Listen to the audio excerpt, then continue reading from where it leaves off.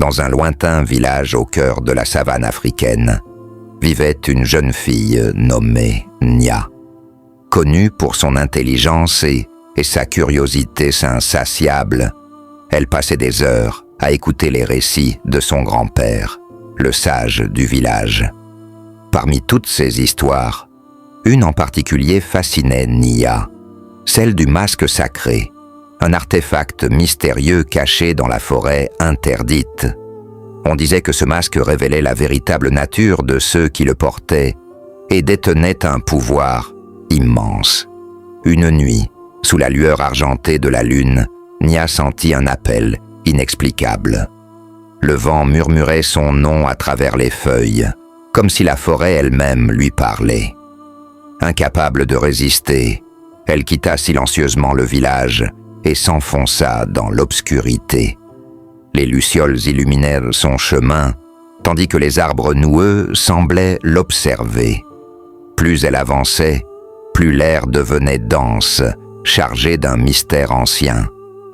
Après une longue marche, elle arriva enfin dans une clairière où trônait un autel recouvert de lianes. Là, devant elle, reposait le masque sacré, sculpté dans un bois noirci par le temps. Il était orné de motifs tribaux scintillants. Son cœur battait fort.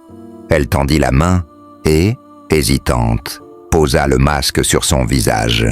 Aussitôt, un tourbillon de lumière l'enveloppa. Nya se sentit transportée dans un monde éthéré, où des silhouettes brillantes flottaient autour d'elle. C'étaient alors les ancêtres du village, leurs yeux emplis de sagesse. Le véritable pouvoir n'est pas dans la force, mais dans la vérité, murmurèrent-ils en chœur. Des visions surgirent. Elle vit d'anciens rois devenus fous à cause du masque, des hommes brisés par la vérité qu'il leur avait révélée. Le masque n'était pas seulement un objet sacré, il était un miroir de l'âme. Quand elle rouvrit les yeux, elle comprit la signification de ces paroles. Le masque ne donnait pas du pouvoir, il montrait qui on était réellement. Alors qu'elle s'apprêtait à repartir, une voix grave s'éleva derrière elle. « Tu ne devrais pas être ici, Nya. » Elle se retourna et vit un homme vêtu d'un manteau tribal, sombre, orné de symboles anciens. Ses yeux brillaient d'une lueur étrange. « Qui êtes-vous » demanda-t-elle en serrant le masque contre elle. « Je suis Omari, le dernier gardien du masque. » Il s'avança lentement.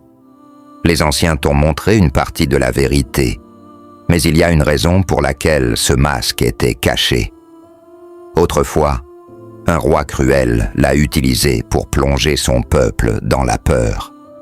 Il arrachait les masques des autres, révélant leurs faiblesses, les brisant de l'intérieur. C'est pourquoi les sages l'ont scellé ici, loin des hommes. » Un frisson parcourut Nya. « Mais alors pourquoi m'a-t-il appelé ?»« Parce que tu as un cœur pur, » répondit Omari. « Le masque a choisi une nouvelle gardienne.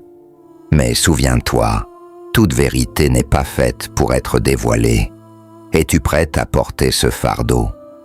Nya hocha la tête. Elle comprit alors que son rôle n'était pas d'exploiter ce savoir, mais de le protéger. De retour au village, Nya ne parla pas immédiatement de son aventure, mais son regard avait changé. Il était plus profond, empli d'une sagesse nouvelle.